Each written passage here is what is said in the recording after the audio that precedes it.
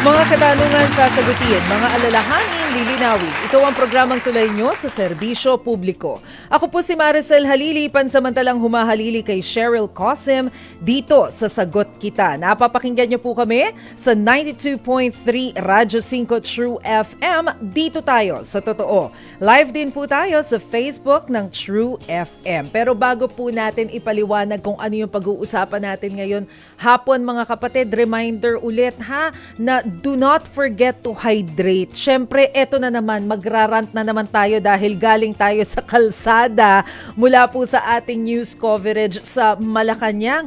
Abay, parang hindi mo naramdam talaga yung aircon sa tindi ng init ng panahon. Yung aircon sa loob ng sasakyan kasi naka-maximum na talaga yung crew cab ng TV5 papunta namin dito.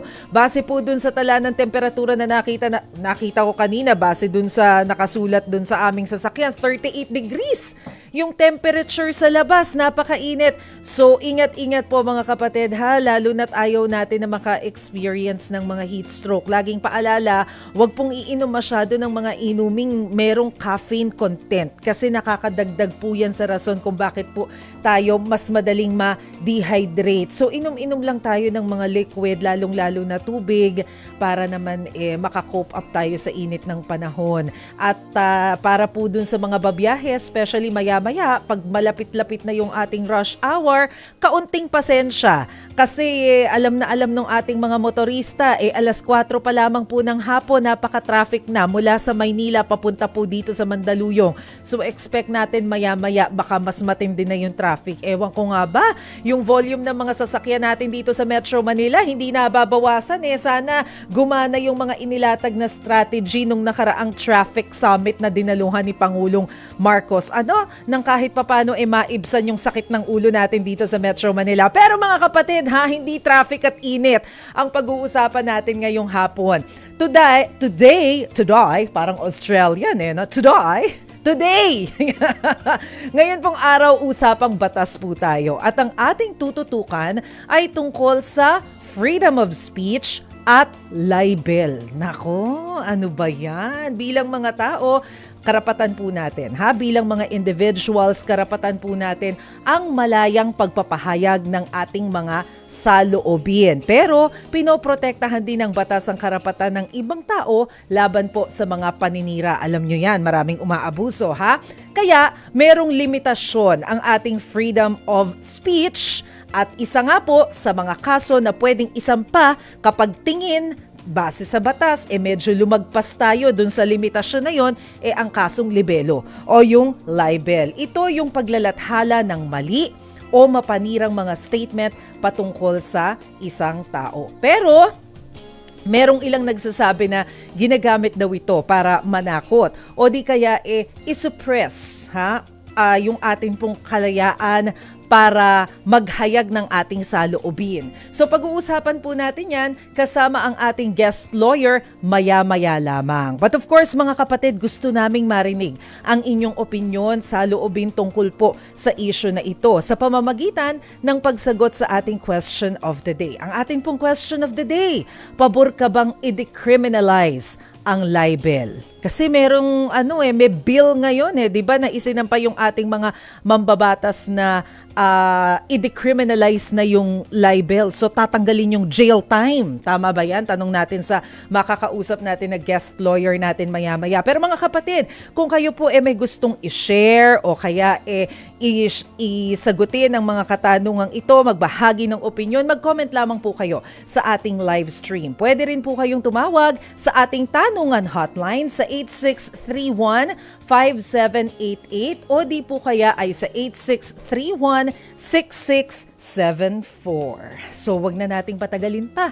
Pag-usapan na natin tungkol sa freedom of expression, Makakausap po natin live via StreamYard si Attorney Paul Castillo. Siya po ay isang law expert at professor sa Far Eastern University. Magandang hapon po sa inyo, Attorney Paul. Magandang hapon sa iyo, Maricel, at sa lahat ng tagapakinig natin. Can you hear me? Just to confirm. Yes, loud and clear, attorney, and hopefully hindi naman masyadong mainit dyan sa area mo, Mukhang maaliwalas naman yung lugar. Kasi galing ako sa labas, kinukwento ko sa kanila kanina, nakakainit ang ulo dahil sa init ng panahon. Mainit din dito. Pero, Mainit din. ano lang, mukha lang tayong maaliwalas kasi ano tayo. Excited to serve and help. Ayan. Nako, sige, attorney, simulan na po natin tong usapan natin tungkol dito sa Sige. freedom of expression. So kung pagbabasihan po natin kung ano yung sinasabi ng batas, ano po ba itong freedom of expression para maunawaan po ng ating viewers at listeners? Okay, ang freedom of expression ay nakapaloob sa walang ibang batas kung hindi ang ating konstitusyon. Ibig sabihin, nasa loob dito ng ibang batas, pero ito ay pangunahing nasa loob ng ating konstitusyon. Ibig sabihin, ganun ito ka-importante para ito ay malagay sa konstitusyon. Sapagkat pag ang regulasyon ay nasa loob ng konstitusyon, walang pwedeng ipasang batas o ano pang regulasyon na sasapaw rito. So ang nakalagay sa ating constitution is that walang batas na ipapasa na magpipigil sa malayang pagpapahayag ng ating saloobin or the freedom of expression. So ano ba ang ibig sabihin ng freedom of expression? Ito ay ang kalayaan ng bawat Pilipino, ng bawat individual na ipahayag yung kanyang ideya, yung kanyang iniisip, no? So sabi nga dito, it is the freedom of thought. So ibig sabihin, karapatan natin itong isipin, yung gusto natin isipin, at ipahayag, yung gusto natin ipahayag. Kasama dyan, syempre, yung freedom of speech, yung ating malayang pagsasalita. No? So, siguro, ang magandang example kasi sinasabi, ano ba talaga yung freedom of expression? Ito nga, ang madalas na nakikita natin dito is yung pagpapahayag ng saloobin natin ukol sa gobyerno, ukol sa bansa, pero hindi lamang ito limitado dyan. Siyempre, nandyan din yung kung halimbawa ikaw gusto mong manamit sa isang paraan na hindi naman masama at hindi naman nagtatawag ng gawaing mali. Wala ang problema dito. Parte ito ng freedom of expression. Kung gusto mo naman sumayaw-sayaw at sa labas ng bahay mo na wala namang iskandalo, gusto mo lang sumayaw at mag-express ng iyong sarili, kasama ito doon. So, freedom of expression is very, very broad. Napakalawak ng freedom of expression. Kasama dyan ang mag-express ng saloobin laban sa gobyerno o di naman kaya yung masasabi nating wala lang, gusto mo lang gawin pero hindi ka naman nakakasakit o nakakasama sa iba. So yan ang freedom of expression. Napakalawak na malayang pananalita. Masyadong malawak, attorney, pero malinaw naman na hindi absolute itong kalayaan natin sa pagpapahayag. So ano-ano po yung mga limitasyon natin? Kailangan natin masasabi na teka lang, sobra na yung pagsasalita mo o kaya teka lang, OA na yung pagdadamit mo hindi na ganyan dapat. Hanggang saan? Siguro ilatag natin yung lagi kong example dito, Marcel, sa ginagamit ng aking profesor, no? Ang kanyang example is, halimbawa, ikaw, gusto mong umikot-ikot na nakastretch yung kamay mo. Ibig sabihin, wala lang, gusto mo lang itaas ang kamay mo at magpati-ikot-ikot. Masama ba ito? Hindi. Bawal ba ito? Hindi naman. Pero, halimbawa, nasa loob ka ng MRT o nasa loob ka ng bus na masikip. Pero gusto mo pa rin umikot-ikot na nakalabas yung iyong mga kamay. Siyempre, makakatama ka ng kapwa mo, makakatama ka ng iba. At sa ganung sitwasyon, hindi na tama yung gusto mong gawin na hindi man ito pinagbabawal sa isang instance, pero kung ito ay may tatamaan ng iba, may masasaktan ng iba, ito ay hindi na pinapayagan. So ganun din pagdating sa freedom of expression. Ano ba ang ibig sabihin nito? Halimbawa, hindi ka pwedeng manira ng kapwa o di naman kaya hindi ka pwedeng gumawa ng mga kilos na nagtatawag ng treason o pagka-traidor sa bansa, o sedition, o rebellion, o di naman kaya ay hindi ka rin pwedeng magsalita sa paraan na nire-restrict ng batas. Halimbawa, data privacy.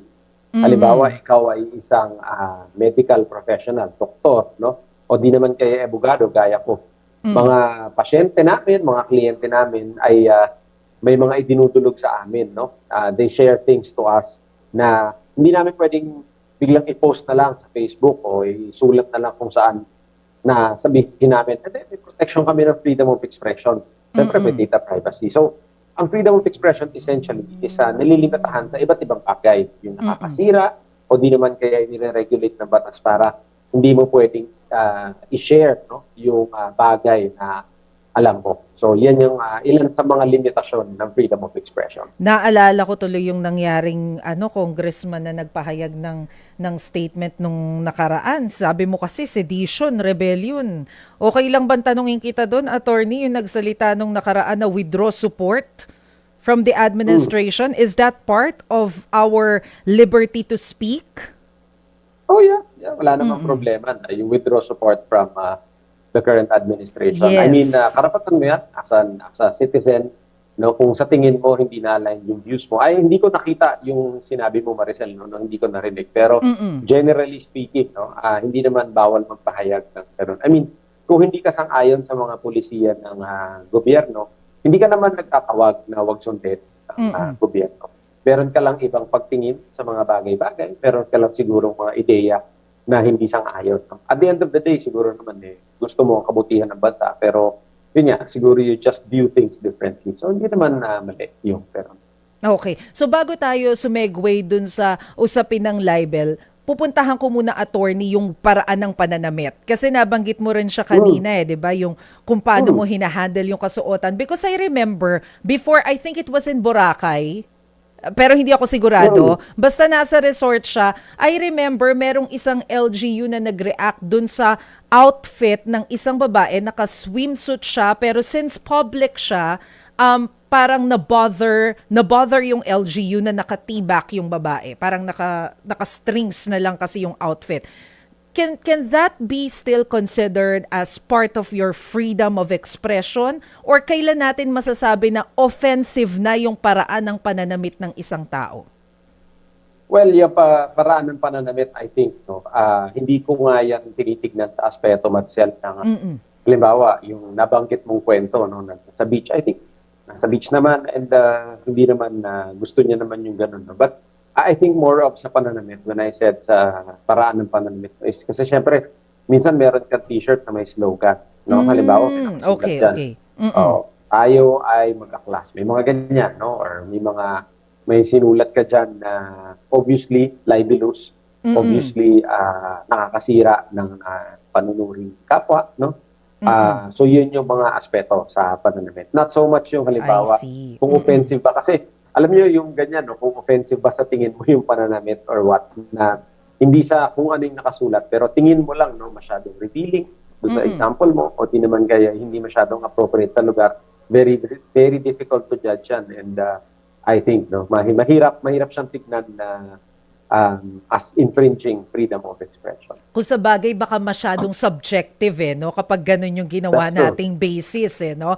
Unlike kapag yung expression, baka mas makikita natin yung limitasyon kung hanggang saan ba dapat, like yung sinabi mo kanina, attorney, na statement shirt pala.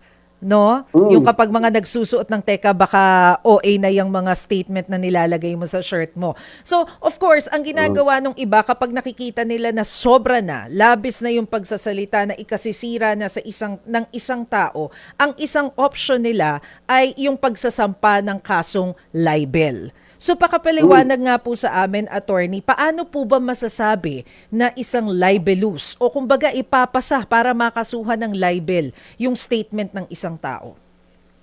Okay, ang libel is a written statement, no, na ito ay nakakapanirang puri, nag-aakusa ng krimen, o di naman kaya sinisira ang alaala ng pumanaw, no, na sinusulat ng isang tao. So, ibig sabihin, pag ikaw ay nasabihang ng libel, no, nilibel mo ako, ibig sabihin may sinabi kang bagay na sinira yung aking character, yung aking reputation, no?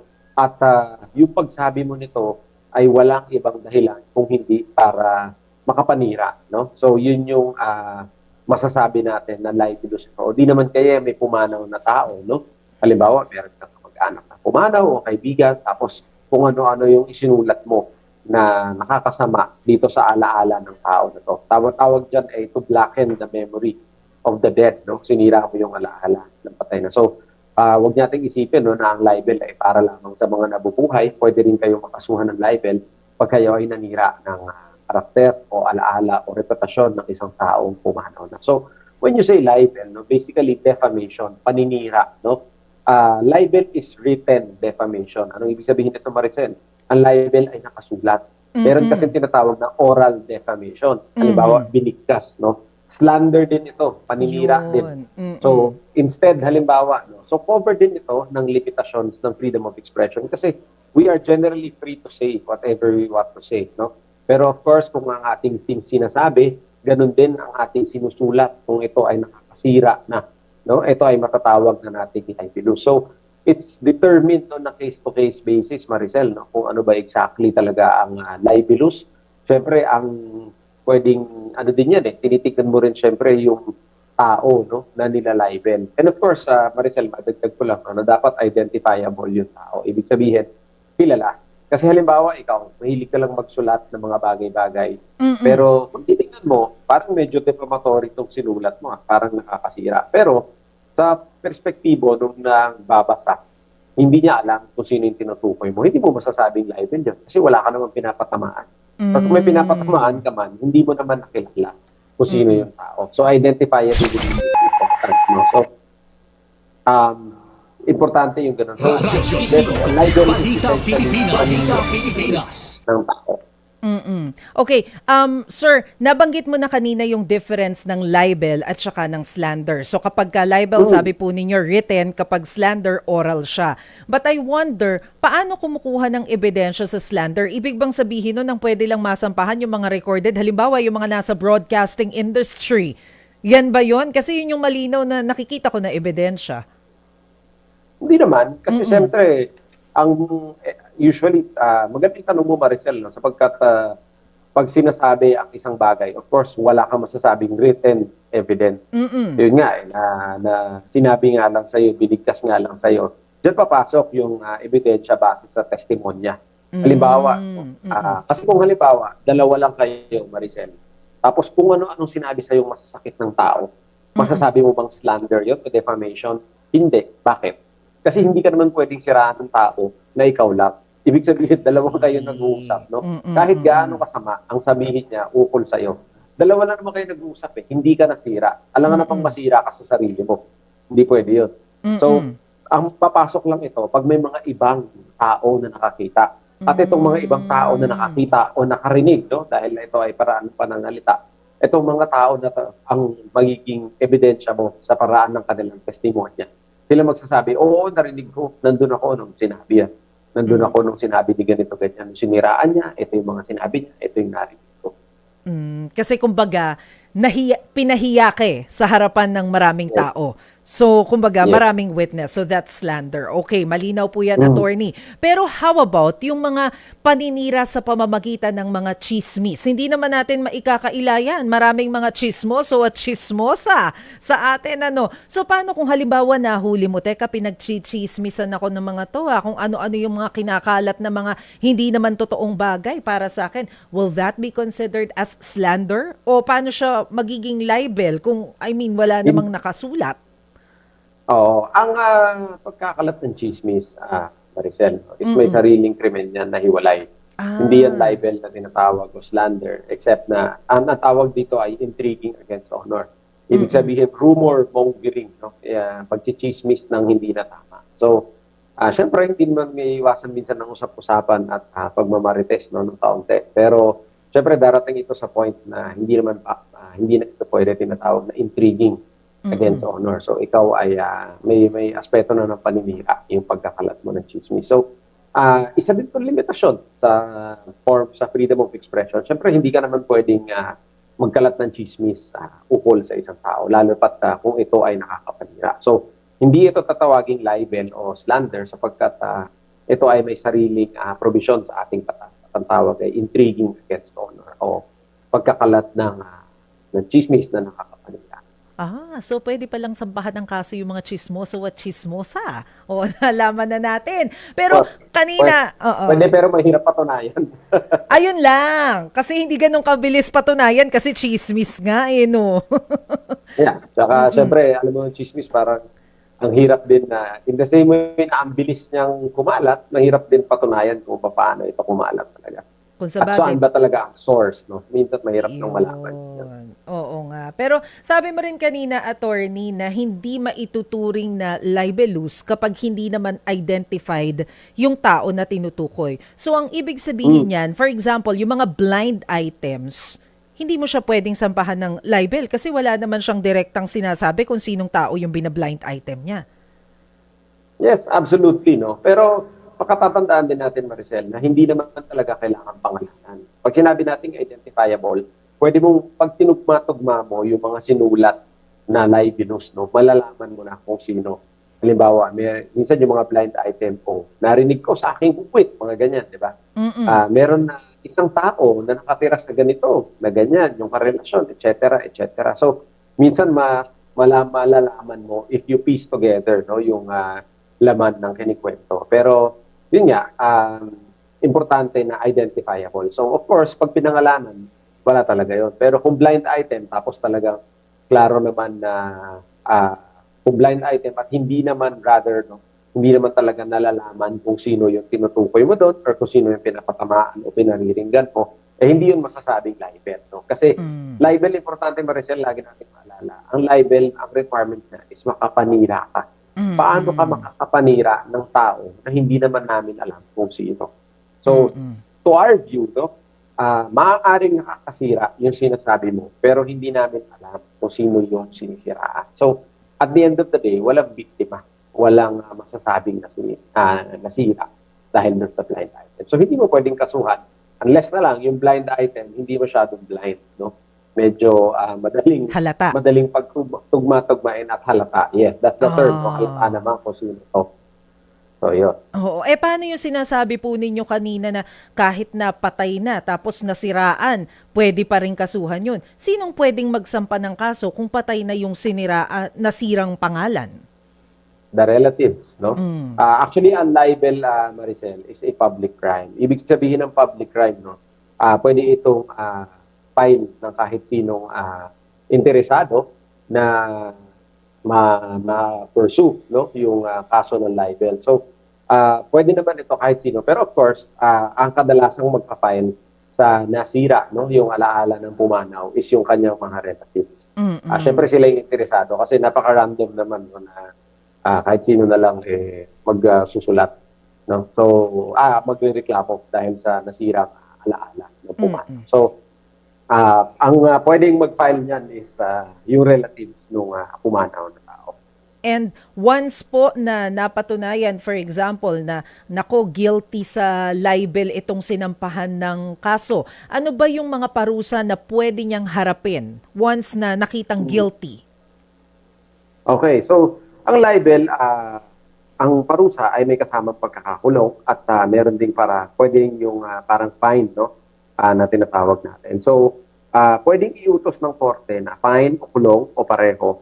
Pero sa ating karanasan sa mga kaso na nakikita natin recently, no? Siguro tingin ko, Maricel, siguro madidiscuss natin mamaya. Siguro dala na din ng mga usap-usap na i-decriminalize ang libel is bihirang-bihira mo, no, makikita na may na sinasabi ng korte na ikulong dahil sa libel. Rather, ang sinasabi is ini-impose ng fine. Pero hindi ibig sabihin na hindi pwede makulong dahil sa libel.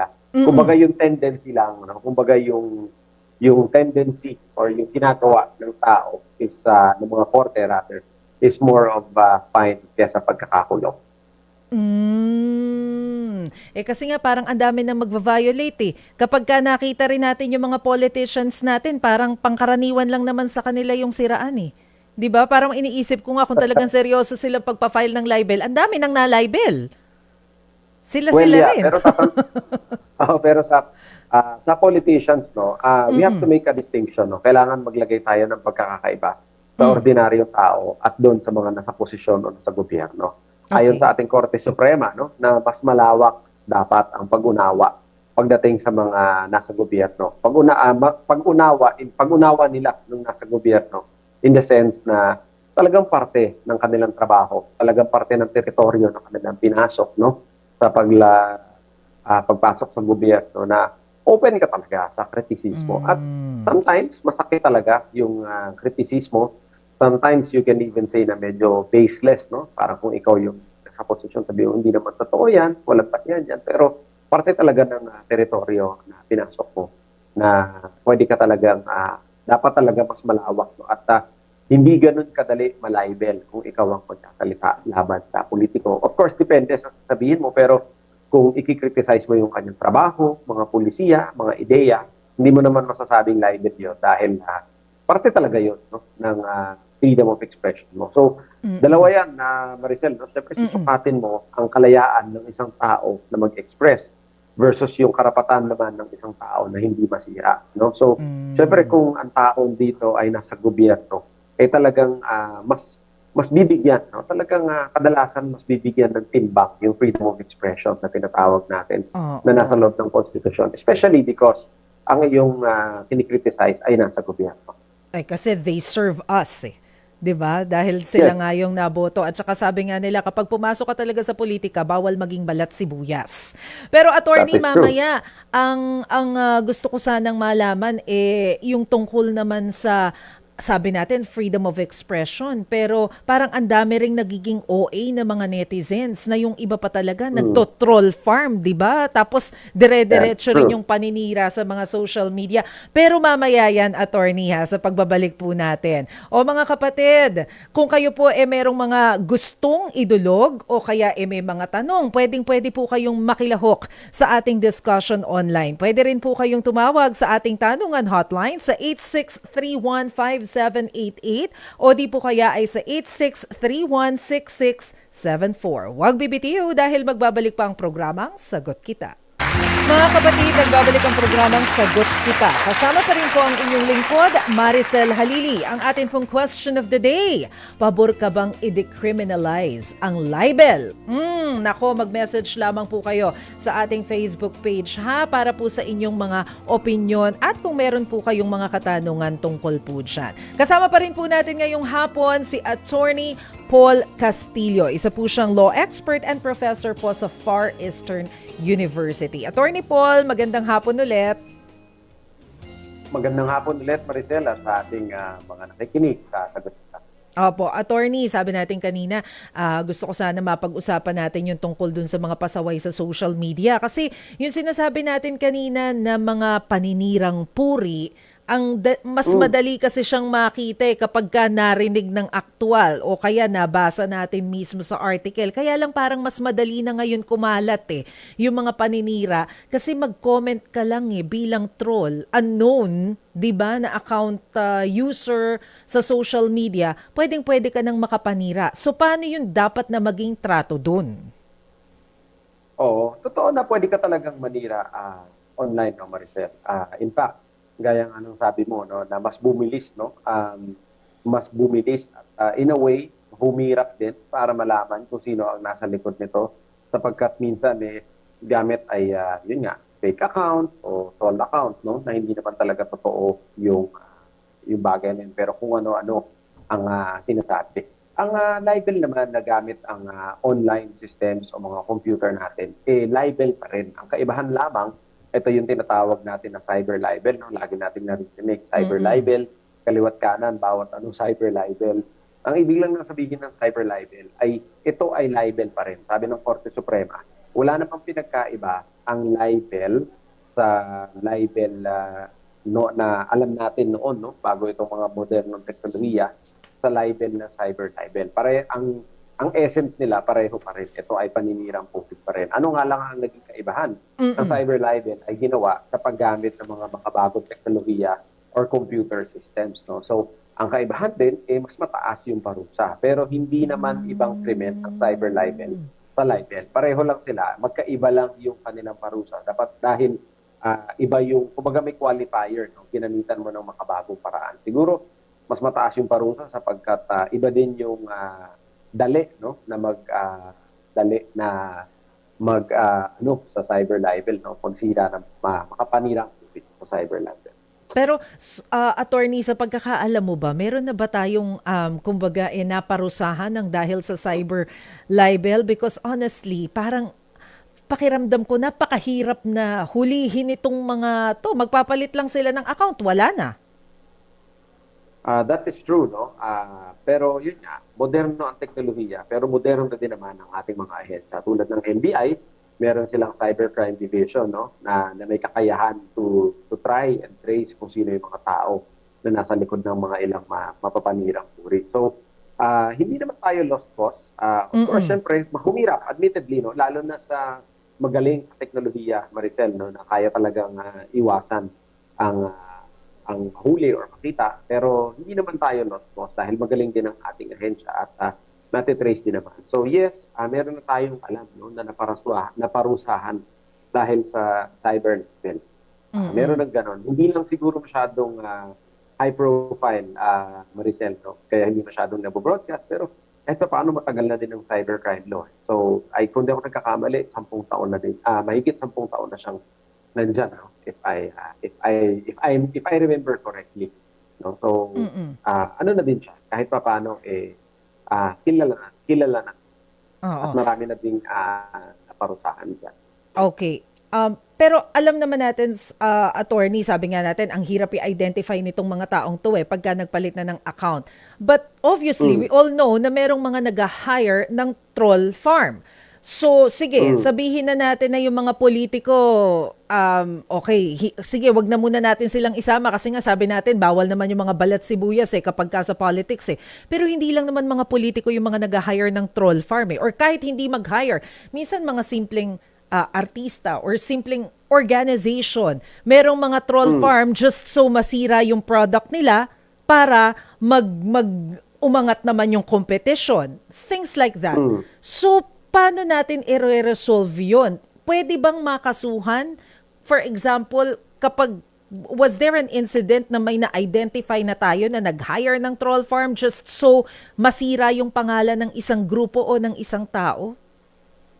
Ako mismo wala akong alam na ganong kaso, no, Maricel. Ako mismo hindi ko sinasabing wala, pero sa aking karanasan mismo ay wala pa akong na-encounter na na-identify kung sino yung parang yung main, no, na nagpapatakbo ng tinatawag na troll farm o di naman kayo naparusahan sa pagpapatakbo ng troll farm. So ako mismo wala pa, pero hindi kasi tingin ko, Maricel, no, with the Mm-mm. way things are going, inevitable na darating tayo sa point na meron din talagang mapaparusahan na ganun. Kasi yun nga, tuloy-tuloy lang naman yung ibang troll farm and syempre eventually malalaman din kung sino. Pero sa aking personal na karanasan ay wala pa akong na-encounter na gano'n. O kasi naalala ko yung kaso ni, ano ba pangalan nun? Si Maggie Wilson ba yun? Yung meron siyang business tapos sunod-sunod yung mga inilabas na Mm, ng mga TikTokers na scripted yung mga inilabas na statement against her mm. business. 'Di ba? So,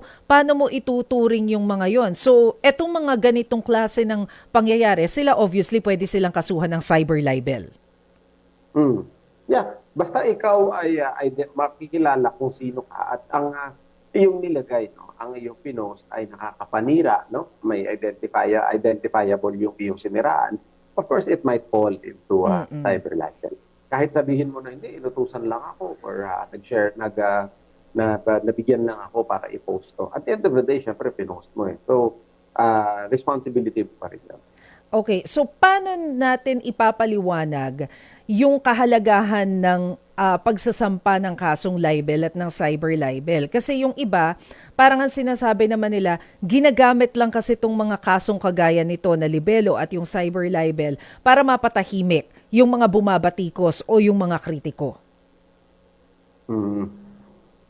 Kasi ah, I guess nangyayari din talaga yan, Maricel, no, na pwedeng masasabi na tool ito para mapatahimik. Pero meron din, hindi din kasi natin pwedeng sabihin na totally unbridled, no? Totally unbridled yung freedom. Sige, wala nang kahit anong batas na pinagbabawal, kahit ano na lang sabihin mo kung gusto mo. Hindi din natin pwedeng hintulutan yun. Ngayon Mm-mm. nga lang na mayroong batas, Maricel, may batas na tayo sa libel at may iba pa tayong batas, nakikita natin nagkakaroon pa rin ng paninira. No? So, Mm-mm. how much more kung tatanggalin natin yung batas ukol dito o yung hindi pagpapahintulot para dito. So, sa akin, laging balance lang. No? Inaabiso ko sa mga tao na hindi naman bawal mag-post, hindi naman bawal magsabi ng saloobin. Siguraduhin lang natin na tayo ay nasa tama pa rin, na yung ating criticism is fair, no? Yung ating pagsasalita is accurate at hindi tayo naninira just for the purpose of destroying reputation. So, having said that, attorney, do you think Mm. it's about time na i-decriminalize ang libel? Kasi merong panukala na ganyan, di ba? Yung ating mga mambabatas. So, marapat ba na i-decriminalize siya? At saka ano bang ibig sabihin pag dinicriminalize natin yung libel? Ibig sabihin, pag dinicriminalize natin, hindi na tayo pwede magkulong ng tao sa ilalim ng libel. No? Kasi, kumbaga, hindi na to isang krimen. Kumbaga, kung ikaw ay gumawa ng isang panunulat, no, na libelous sa ilalim ng kasalukuyang batas, pag dinicriminalize mo o hindi mo na ginawang krimen ang libel, ibig sabihin, yung sinulat mo na dating libelous, kahit isulat mo ngayon yan at i-post ng kung saan-saan at i-share, hindi ka na pwedeng parusahan dito criminally. No? So, mahabang usapan yan, Maricel, at marami kasing perspektibo. Ako, hindi ako pabor sa pagtanggal ng parusa per se. Ibig sabihin, no, para sa akin, whether decriminalize or hindi, pinag-iisipan pa natin yan. No? Pero yung sasabihin mo talaga na walang parusa whatsoever, ang paninirang puri. Kasi, yan ang para sa akin, dapat may limitasyon pa rin. Para din may caution tayo o pag-iingat din, no, sa mga gustong manira ng kapwa. No? So, whether yung penalty na yan, baka, kasi kung hindi naman yan pagkakakulong, Maricel, ang isang penalty lang naman is fine. No? So, ibig sabihin yung magbabayad ka ng fine at ang with subsidiary imprisonment, ibig sabihin, halimbawa, may fine 100,000. For example, no? O 50,000 for example. Kung hindi mo kayang bayaran ito or hindi mo mabayaran, pwede kang makulong. Dahil, so, ideya lang yan. No? Ideya lamang yan na pwede natin gawin sa lahat. Pero yung totally, sabihin natin, hindi, wala nang limitasyon whatsoever dahil absolute freedom. Hindi naman pwede yun. No? Dahil absolute freedom is chaos. So, hindi naman pwede yung gano'n na wala nang limitasyon whatsoever. Pero sabi mo nga, attorney, hindi naman siya talagang absolute. Kasi kung tatanggalan man ng parusa, decriminalization, so ibig sabihin, hindi lang naman sila makukulong pero meron pa rin namang fine. Isn't that enough? Hindi. Hindi. Ang fine, Maricel, is still a crime, no? Okay. Criminal pa rin yan. Oo. Okay. Sinasabi ko lang kasi, sinasabing i-decriminalize. Ang isang ideya dyan is instead na i-decriminalize, pwedeng ilagay natin na fine na lang talaga at ang pagkakakulong lamang ay pag talagang nag-refuse ka na bayaran yung fine. Ideya lamang yan at pwedeng tignan, no? Pero yun nga, kailangan para sa akin dapat may limitasyon pa rin, whether through fine or some other means, no? Para malimit, para may regulation pa rin. No? Pero hindi pwede, sa tingin ko, hindi pwede yung absolutely wala na tayong limitation whatsoever. Pero pabor din ako sa napakalawak, no, na kalayaan para magkaroon ng expression. Alam mo, attorney, dahil nandito na tayo sa usapan na to, parang there was a time kasi, no, na may inihain din na right to reply. What do you think of this proposal na magkaroon din ng right to reply? Parang mga kongresista rin yung mga nagsusulong nito eh. Will this be healthy para dun sa ating freedom of expression? Well, it would be good, no, na magkaroon ng ganun. Because, syempre, ibig sabihin nito ay bibigyan ka rin ng espasyo para masabi yung saloobin mo. Syempre, kung sa tingin mo ikaw ay nasira sa isang artikulo o sa isang pagkakasulat, maganda rin na ikaw ay mabigyan ng pagkakataon ng fair chance to express yourself and to clarify things. I think mas applicable yan, Maricel, no, sa issue ng publication, sa mga pahayagan, sa mga dyaryo. Yes. Ibig sabihin na pag may nilabas na article ukol sa attorney. Ayan, okay. Para naman fair. Let the public be the judge. Akala ko iniwan mo na kami, attorney, nag-freeze ka kasi kanina eh. Pero eto nga, yung sinasabi natin na right to reply kasi, ang worry naman dyan nung ibang mga mamamahayag, kasi di ba kapag ka may right to reply, we have to wait for the reply of that particular individual or personality bago pa maisulat yung artikulo o yung balita. Pero pag nangyari yun, paano pag hindi siya nag-reply? Does it mean na hindi na pwedeng ibalita ito? Paano kung halimbawa yung mga issue on pork barrel na obviously maraming mga corrupt officials ang naging involved? Does it mean na hindi natin pwedeng i-publish to because of right to reply? Hindi, pwede yun, Mm. Maricel. Of course, there are various reasons bakit hindi nakakapag-reply ang isang tao. One possibility is ayaw niya lang talaga. Sige, parang ayaw ko mag-reply. Pwede rin naman talaga na hindi niya alam na kailangan niya pala mag-reply, no? It might happen. Pero Mm-mm. yun nga, para sa akin, lalo na sa usapang sa gobyerno, no? Affairs of the government, affairs of the state, no? Of course, para sa akin, pwede pa rin isulat yan kahit na kunwari kung ayaw mag-reply. No? Siyempre, kasi kung ang basehan lang ng pagpipigil sa pagsulat no, sa pahayagan ng ukol sa mga issue sa gobyerno at sa ating bansa, kung ang basehan lamang ng pagpipigil dito is ayaw sumagot ng taong nai-implead dito sa isang bagay. Sa palagay ko, Maricel, wala na tayong mapapublish na article. No? Kasi Mm-mm. sasabihin lang siyempre ng tao na hindi na ako sasagot. So, hindi niya na pwedeng i-publish. Yeah, So, hindi wala naman na. pwede yung gano'n. Wala nang Oo, laman. parang Okay, wala Attorney nang Bag, lalabas. bago po tayo mag-commercial break, ano lamang po yung gusto ninyong sabihin dun sa mga kapatid natin, lalong-lalo na yung mga active sa social media, hanggang saan lang yung mga pwede nilang i-share? Okay. Sa ating mga users ng social media, siguro basically everyone, hindi man everyone, but most, no? Most sa atin ay gumagamit ng social media dahil parte na to ng realidad ng buhay, Maricel, no? Ang teknolohiya, ang computers, wala nang atrasan yan. Kasama na talaga sa buhay yan. So, para sa atin, dapat responsable din tayo sa ating sinasabi. Yes, maaaring tayo ay masira ng isang tao. Yes, maaaring tayo ay may reklamo sa isang tao. Pero ang lagi nating tanong dito, kailangan ba natin i-post lagi? Kailangan ba natin sabihin? Or di naman kaya, kung i-post natin, kailangan ba talaga gumamit tayo ng mga terminolohiya o pananalitang nakakapatira? Yan yung ating tignan. No? Laging self-inspection, kumbaga. Pag-isipan natin sa ating sarili. Dahil, is it worth it? Dahil may mga iba naman channels, no? Na kunwari, meron tayong reklamo sa isang organisasyon, Maricel, sa isang produkto, sa isang bagay, pwede rin naman na idirekta natin doon sa gumawa ng produkto na yun. Pero of course, hindi natin sinasabi na bawal mag-post, absolutely, na bawal mag-komento, lalo na sa mga bagay na pampubliko. Pero syempre, hindi pwede yung absolute 100% freedom. Dahil tatandaan ho natin, no, babalik lang tayo, Maricel, sa golden rule, do unto others what you want to be done to you, and baliktad, don't do to others what you don't want to be done to you. Pag tayo po ang nasa receiving end naman ng paninira, syempre, mag-agree din tayo na hindi naman pwede ang 100% freedom. So, in the same way, no, na tayo ay hindi dapat naninira sa kapwa natin, naninirang puri, in the same way, ayaw din naman natin na tayo yung gagantin. So, pwedeng, pag mahirap intindihin yung rules natin, mga limitasyon natin, isipin na lang natin, paano kaya kung tayo naman ang nasa receiving end ng paninira, ay gugustuhin din natin na may limitasyon dahil ayaw din naman natin na tayo yung masira, lalo at kung wala itong masira. Okay, malinaw na malinaw yan, Attorney. Mga kapatid, baka meron pa kayong gustong ihabol na mga katanungan kay Attorney Paul, ha? Pwedeng-pwede po kayong humabol sa pag-comment sa ating live stream para po sa inyong mga katanungan. Huwag po kayong bibitiw, magbabalik pa ang programang Sagot Kita.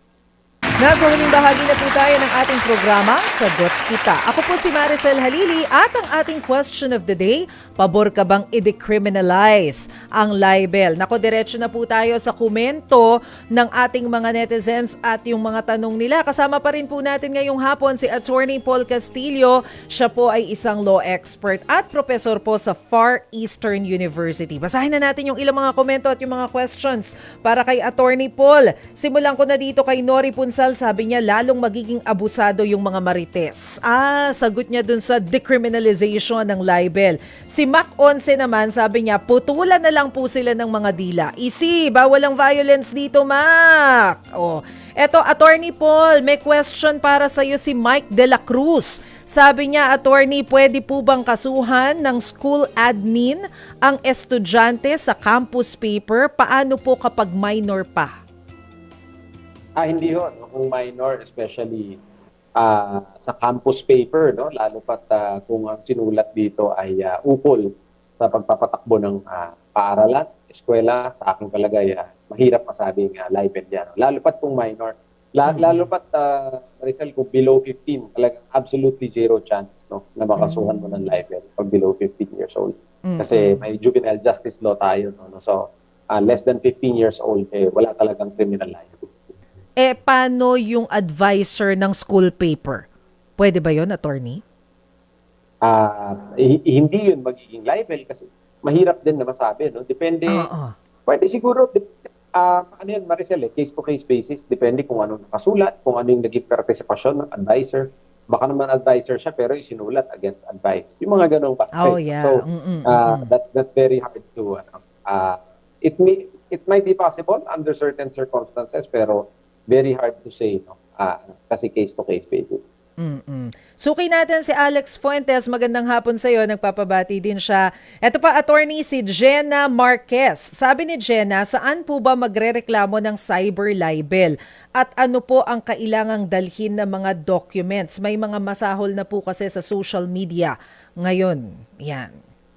Parang... Okay. Ang cyber libel, no, depende rin yan, Maricel, Jenna, no, yung nagtanong. Depende rin yan sa kakayahan ng tao na i-store yung data na importante. Kasi ang importante dito yung data sa computer, pang screenshot, o kaya yung mga more technical na bagay. No? Kung may kakayahan ka naman, i-prepare mo lang itong mga ito at pwede ka magsampa ng reklamo sa piskalya.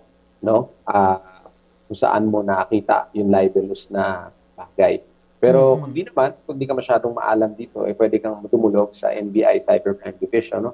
Napakahusay para matulungan ka at tignan kung talaga bang may basihan yung iyong kaso at kung pwede ka mag-file ng libel.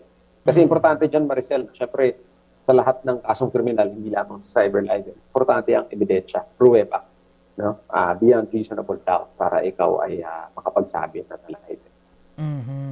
Eto naman po si Rodeline Lopez. Nagkokomento lamang si Rodeline. Sabi niya hindi daw siya pabor na i-decriminalize ang libel kasi paano naman daw yung nagawan ng kasiraan. Napahiya na sila. Wala na silang mukhang iharap dahil sa ginawa. So dapat daw bigyan ng leksyon.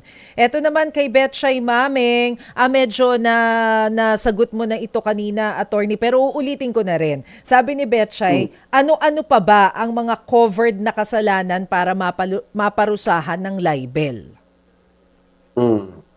Yan, yung nabanggit natin, no, na paninirang puri. Basically, paninirang puri, no? Pero kasama dyan yung nabanggit natin kanina na sinisiraan mo yung alaala ng puman. So, ibig sabihin kahit patay, pwede pa rin magsampa ng kaso. Yung mga kamag-anak, sabi ni attorney kanina. Si Maylene Santos naman... Kasi kung yung patay nag-file, Maricel, ano na yun? Iba na yun. Ibang usapan yun, attorney. Bawal yun. Mas matakot ka. Pag sila nagsampa, ano? Ito naman si Maylene Santos. Sabi niya, dapat po mas magaan ang parusa kasi ang lakas ng loob ng mga politiko ngayon magsampa ng kaso at saka di naman tayo sure sa takbo ng hustisya kasi baka may mas paboran. Di pa rin nawawala talaga yung ganong thinking natin. Si Neil Lia Golfo, ito nagpapagreet na pala siya ng happy birthday kay Gilbert Landicho ng Los Angeles sa USA. Sige po, baka may pahabol pa po kayong statement or reminder, Attorney Paul, dun sa ating mga viewers and listeners. Go ahead po. Yeah, ako ulitin ko lang yung nabanggit ko kanina, no, na tayo ay binibigyan, ang tatandaan natin na ang kalayaan nating mag-express, no, the freedom of expression ay protektado na by no less than the Constitution. Ibig sabihin walang batas na pwedeng sumapaw sa ating Constitution. So, ibig sabihin, ang ating freedom of expression na pinoprotektahan ng Constitution mismo na hindi pwedeng sapawan ng ibang batas. Pwede itong limitahan, pwede itong bigyan ng kaunting mga boundaries, no? Pero yung sasabihin mo na talagang aalisin yung ating expression, hindi rin pwede. But at the same time, gaya nga nang nasabi natin, meron talagang mga limitasyon. Nandiyan ang bawal, manira ng puri, may mga data privacy limitations tayo, may mga iba tayong mga bagay na dapat pagkaingatan. So, lagi lang tayong careful. No? New technologies are here, enjoyin natin, pero wag din natin abusuhin at wag din natin gamitin sa mali laban sa ating. Alright, maraming salamat po sa inyong oras, Attorney Paul Castillo. Thank you, Attorney. Thank you, Maricel. Nako mga kapatid ha, bago tayo magpaalam, mabilisan lang babatiin ko sina Anchi Tena ng Antipolo City, Rochelle Solio ng Siargao, Ramel Maluto, listening from Guimaras. Diba sa Guimaras yung mga masasarap at matatamis na mangga? Roberto Ignacio, magandang hapon. Happy midweek din sa'yo. Pakibati daw yung kanyang mga kaibigan na sina Abigail Bernales, Cheska Geralao at present din daw siya palagi na nakikinig naman mula dyan sa Pasay City. Naku, maraming salamat po doon sa mga nagkomento sa atin ngayong hapon, mga kapatid. Mamaya, bibigyang daan lamang po natin ang Balita Pilipinas. Pero mamaya pong 5:30 ng hapon, samahan nyo rin po kami. Sa totoo lang, kasama ko po sina Jovi Francisco at Chicky Vergel. Maririnig nyo po kami dito sa Radyo 5 at mapapakinggan nyo rin po kami sa 1PH Signal Channel 1. Mga kapatid, dyan po nagtatapos ang isang oras na tanungan at sagutan. Ito ang programang tulay nyo sa serbisyo publiko. Sa ngalan po ni Cheryl Cosim, ako po si Maricel Halili. Sagot kita.